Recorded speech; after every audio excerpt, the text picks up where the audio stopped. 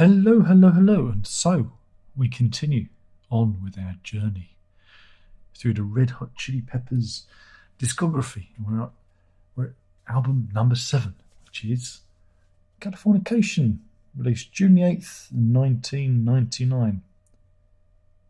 Yeah. So are you sitting comfortably? I shall begin. So Dave Navarro, blighted with drugs problems, leaves the Red Hot Chili Peppers, and the band find themselves without a guitarist again. So what to do? What can they do? Well, Frusciante comes back, doesn't he? John Frusciante.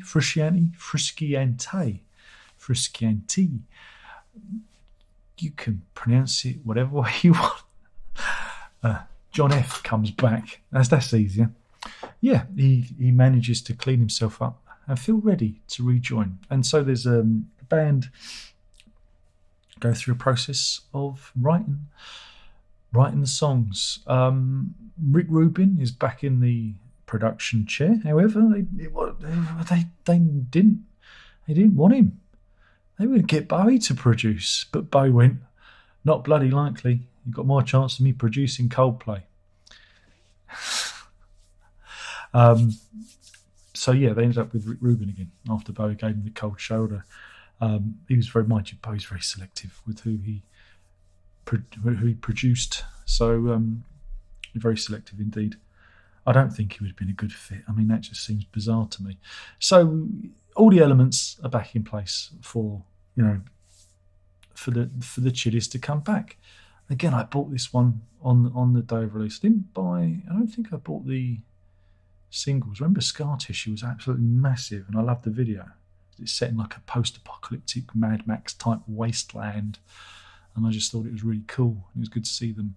It was almost symbolic of what they've been through. Come through the other side of something. But yeah, again, I enjoyed this one. It weighs in at a very meaty 56 minutes 24 seconds. And you instantly, again, I always say that they open with a track that is their statement of intent, and this time it is Around the World. Notable for the mention of Mike Johnson, which is a euphemism for a member, the part, cock-a-doodle-doo, and the immortal lyrics, dong ding dong ding dong ding dong ding ding, that one, which someone did a supercut of that on YouTube with with Kiedis just doing that line over and over again. It tickled me. I'm easily amused. Yes, it starts off meaty and you've got the funky bits back in.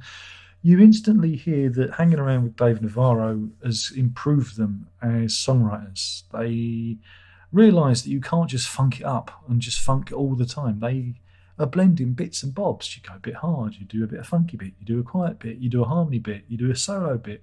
They have become more and more sophisticated. And this goes through Parallel Universe, another really good song, Scar Tissue, which I think is probably the strongest track on the album, and it has a guitar solo which is utterly sublime and is the complete opposite of Dave Navarro. And that's the thing, you can love both of them. That's the might of the guitar. The guitar and the guitarist is a wonderful instrument because you can give the same guitar to 6 players and they'll all do something different with it. And that's the beauty of the guitar as an instrument. And you hear it there. Followed by Other Side, which is a bit more of a, mind you, Scar Tissue's pretty downbeat, isn't it? Other Side's pretty downbeat too. The good thing about having it on vinyl is you can turn it over, and it's a double. It's a double. So I get a little breather. Now we turn it over, and we've got Get On Top, which is I wonder what that's about. I do not know, but it's a funky one. And then the big hit, Californication, which is, again, was it? It's 5 minutes 21, but it feels like it's about 15 minutes long to me. It always just feels like it goes on a bit. No, I'm not complaining. It's almost like for the Chili's, it's almost like they're close to the edge or supper's ready. It feels very. That's for those of you who don't know. They were progressive rock bands, Yes, and Genesis. They did very long songs, and Californication feels like it. But again, you're seeing a band that is now used to, you know, arranging their songs and adding and more texture, more changes of pace and tone. Very different bands to what we've seen a few albums back. Easily the cheery one, Porcelain, is a bit I'm not a big fan of that. Emmett Remus, which is Summertime Backwards, I believe, which is about being in London, isn't it? There's lots of name checks to London, and what's wetter than American man, a British woman, or something? I don't know. I wasn't really paying attention. I like dirt. Indeed, who doesn't? This Velvet Gloves, All Right Saviour, Purple Stain, which is, I think it's about getting your purple. Sorry, it's about getting your red wings, I believe. Right on Time, okay. Road Tripping, again, it's a bit more of a ballady, acoustic-y thing. It's quite a nice track. Didn't really, not sure if it's a good one to end on, but that's how the album ends. When this came out, I thought this was very good. I still think it is good. It's I think we could still lose a few tracks, because again, our albums at this time, obsessed with CDs, and the length of a CD, 56 minutes for me is it's a long time. You could drop 10 minutes. And again, there are a couple of tracks in here I think you could drop and make it a much tighter, more focused album. But saying that, it's a good one. I mean, it's a really, again, when it came out, I remember it felt like such a glorious return, because it's like 4 years between like this and the last one. And again, I have this memory of it just appearing, that nobody had realised that they got back together with Frusciante, and Ty, their previous guitarist. I think it just appeared. It just kind of, Scar Tissue was released, and it was like, oh wow, they're back. But it could have been that I wasn't paying attention. It could have been, but that's what it felt like, and it did really well. And it was just. I enjoyed the preview. I really liked One Hot Minute. I really liked that record, but I thought this one was good too. So yeah, I mean, it's amazing how they managed to, keep coming back and improving, as songwriters, getting better. We'll have a look at the record. Yeah.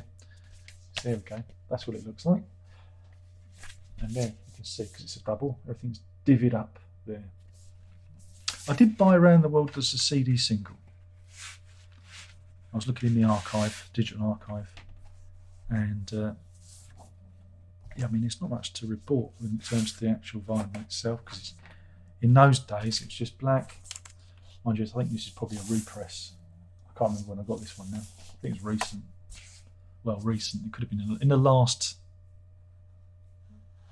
10 years. But anyway, it's two of them. And then you get an insert with the microscopic lyrics. Someone get your magnifying glass out. And again, if I hold them up to the camera, I can actually read them. And I should make these a bit thicker. And there's the band hugging and a kissing. Because, they're back. The Brotherhood is back. The Funky Monks return. But yeah, it's good to see them opening up a bit more. I think Navarro's appearance certainly open up them, the breadth of their songwriting.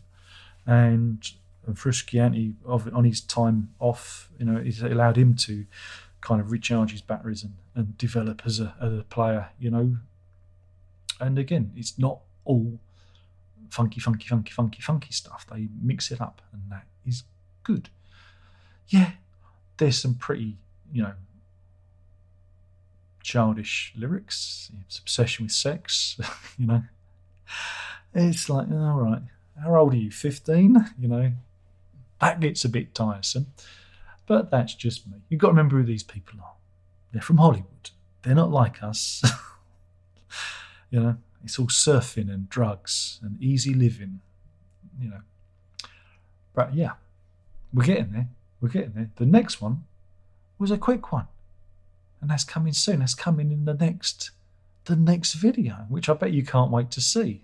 So hang around, and it'll arrive quicker than you realise. So anyway, to recap, I have been talking about Californication, the 7th studio album from Red Hot Chili Peppers, released June the 8th, 1999, recorded between December 1998 and March 1999, with Rick Rubin in the production chair.